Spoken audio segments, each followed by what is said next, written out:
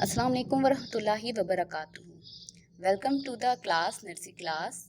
Let's learn how to write letters I, P, N means E, P, N. On this page, we will learn how to say, do color and write.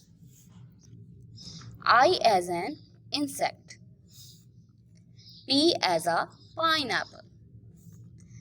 N as a nest. Then we will learn how to write letter I means E. Let's start in the middle. Do a straight line down and turn. Then we will go back and do a dot. Again, we start in the middle dot, down, turn and do a dot. Now you should try. Now we are going to write how to write letter P. We will start in the middle dot, down and do a curved line around. Do a straight line down, curved line around. Now you will try. Now we will do color in pineapple.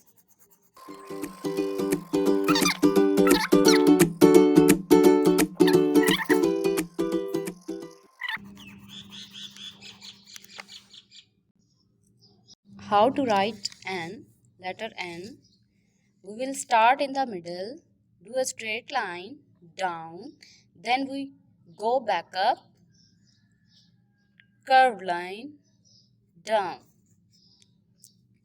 Again, we will start in the middle, do a straight line down, then go back up, do a curved line down.